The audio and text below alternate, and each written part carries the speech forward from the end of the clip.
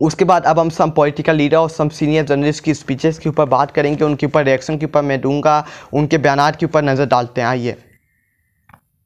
Imran Riaz Khan jail में होकर जो सियासी मैदान में सबसे बड़ा खिलाड़ी है, इसका नाम इमरान अहमद खान नियाज़ी है। इमरान रियाज खान ने कहा है जो सबसे बड़ा इस वक्त खिलाड़ी है जेल के अंदर वो बंद है, सड़कों के पीछे बंद है, लेकिन जो अभी सबसे बड़ा सियासत का खिलाड़ी है वो इमरान अहमद खान नियाज़ी है। जेल के अंदर भी उसको बंद कर दिया, आपने उसका वजूद ख़त्म करने की कोशिश की लेकिन आप उसका वजूद ना उसको गिरा पाए। आज सबसे बड़ा खिलाड़ी जिसके इर्द गिर्द पाकिस्तान की पॉलिटिक घूम रही है वो इमरान अहमद खान नियाज़ी, और आप उसका वजूद ख़त्म नहीं कर सकते, क्योंकि आप अवाम के दिलों में से कैसे इमरान खान को आप उसके ऊपर आप केसेस बनाएंगे, उसके ऊपर आप गड्ढिया इल्ज़ाम लगाएंगे, लेकिन जब तक आप अवाम के दिलों से आप उसके लिए मोहब्बत करते हो, अवाम के दिलों में उसकी लिए मोहब्बत है, आप उसको कैसे निकालेंगे? कैसे आप अवाम के दिलों के अंदर से एक एक का आप दिल निकाल के उसके अंदर से इमरान खान का नाम निकालेंगे? ये कैसे निकालेंगे? आप लोगों के ऊपर हथकंडे इस्तेमाल करेंगे, आप लोगों को डुबाने की कोशिश करेंगे, लेकिन आप इमरान खान का नाम, इमरान खान का नज़रिया, इमरान खान की मोहब्बत लोगों के दिलों से कैसे निकालेंगे?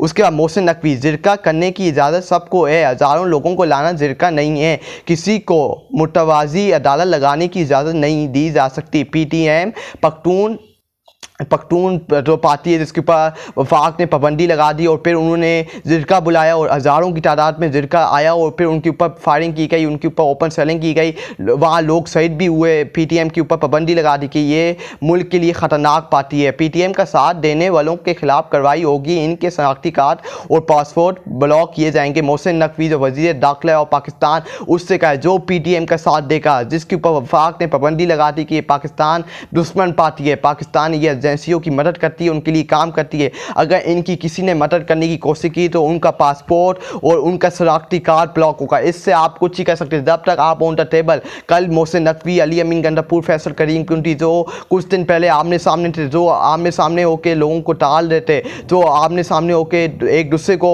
ऊपर हमला कर रहे थे, आज वो एक साथ बैठे। कल उन्होंने एक साथ बैठे, जिरका बुलाया और अमन लाए। जब आप एक साथ बैठते हैं तो मुल्क आगे बढ़ता है, मुल्क आगे जाता है। इसका ये नहीं मतलब कि आप उनको आपने माफ़ कर दिया, उनकी चोरी के ऊपर आपने हाथ डाल दिया, इसका नहीं मतलब। जब मुल्क किसी बड़े पैमाने पे पहुंच जाता है, ख़तरा मौजूद होता है, तो आप एक साथ बैठना होता है। मुल्क का वज़ीर आज़म, मुल्क के अदारे, आपको कितने उनके साथ आपके ताल्लुकात ख़राब हों, लेकिन जब एक मुल्क की बात आ जाती है तो आपको एक साथ बैठना होता है। मोहसिन नकवी इस्लामाबाद पर हाथ लगा कर कहना कि मैं पहुँच गया तो कुछ नहीं कहा जा सकता। इनका काम दी चौक की, इनकी कॉल डी चौक की थी और हमें डी चौक आने से रोकना था। मैं पूछना चाहता हूं कि आप अवाम के ऊपर हथकंडे इस्तेमाल करेंगे, अवाम के ऊपर ओपन सेलिंग करेंगे। मैं मोहसिन नकवी से सवाल करना चाहता हूं कि ये डी चौक नहीं पहुंच पाए। आप डी चौक अवाम का समंदर पहुंचा, अवाम डी चौक इस्लामाबाद पहुंची, लेकिन आप नज़र नहीं आए। आप वहां जाके चुप गए, आप एक कमरे में जाके अपने आप को बंद कर दिया, चुप गए और आप अवाम के बीच में नहीं आए। जो आप अवाम को धमकाए थे कि अपने घरबार में जा, अपना डी चौक पहुँचने से पहले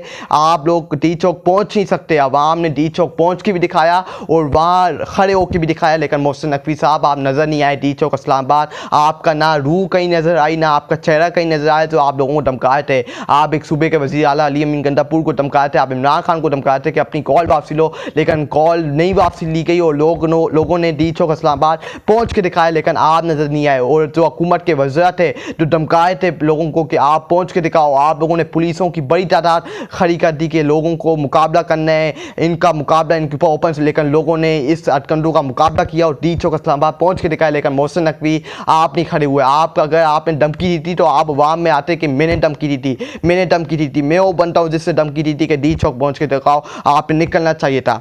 उसके बाद सलमान अकरम राजा, मौलाना फजल रहमान की तारीखी स्टैंड लेकर खड़े हैं, जो तबाही होने जा रही थी वो नहीं होगी, कौम इनकी शुक्रगुजार रहेगी। सलमान अकरम राजा कल पीटीआई के वफ्द ने मौलाना फजल रहमान के घर में फिर मुलाकात की है, उन्होंने फिर बैठ की आईनी तरमीम के मुतालिक। बैरिस्टर गौहर अली खान और सलमान अकरम राजा जो पीटीआई के सेक्रेटरी जनरल और पीटीआई के जो चेयरमैन हैं, बैरिस्टर गौहर अली खान और सलमान अकरम राजा कल फिर मौलाना फजल रहमान के घर गए, उधर बैठक हुई, उन्होंने आईनी तरमीम से मुतालिक बातचीत की और उससे मौलाना फजल रहमान ने उनको यकीन दहानी कही है कि हम हुकूमत मुल्क के ख़िलाफ़ कुछ करने जाएगी हम उसमें उनको वोट नहीं देंगे। जो मुल्क को तबाह करने की कोशिश की जाएगी हम उसमें वोट नहीं देंगे, ना इनकी मदद करेंगे, ना किसी की एक्सटेंशन में हम इनकी मदद करेंगे, ना किसी की मुद्दत मुलाजमत बढ़ाने में हम उनकी मदद करेंगे। ये अगर जो करना चाहते हैं कर लें, हम इनके साथ कोई मदद नहीं करेंगे। और मौलाना फजल रहमान ने इनकी, जब आप आवाम के साथ खड़े होते हैं, जब आप आवाम के नज़रिए के साथ खड़े होते हैं, जिस तरह मौलाना फजल रहमान ने स्टैंड लिया है, उनकी पार्टी ने स्टैंड लिया और इस हुकूमत का साथ नहीं दिया, तो फिर आवाम भी आपको सल्यूट मारती है, फिर आवाम भी आपके पीछे खड़ी होती है और फिर आवाम की ताकत भी आपका पीछे और आपके लिए आपको सल्यूट मारती है खड़े होकर और आपके लिए क्लैपिंग। जब आप इंसानी हकूक़ के साथ खड़े होते हैं, आवाम के दिलों के साथ खड़े होते हैं, जब आप अपने दिलों को आवाम के दिलों के साथ जोड़ते हैं और उनके साथ खड़े होते हैं, उनके साथ जारी यकजहती करते हैं, तो फिर आवाम भी आपके पीछे खड़ी होती है और आवाम भी फिर आपको सल्यूट करती है। जिस तरह मौलाना फजल रहमान इस वक्त खड़े हुए हैं, स्टैंड उनका खड़ा हुआ है। मुझे नहीं पता कि आगे जाके उनका क्या बयान होगा, आगे जाके उनका क्या स्टैंड, लेकिन जब तक अभी तक जो उन्होंने स्टैंड लिया हुआ है आईनी तरमीम के ऊपर कि हमने किसी की मुद्दत मुलाजमत नहीं बढ़ानी, हमने काजी भाई ईसा को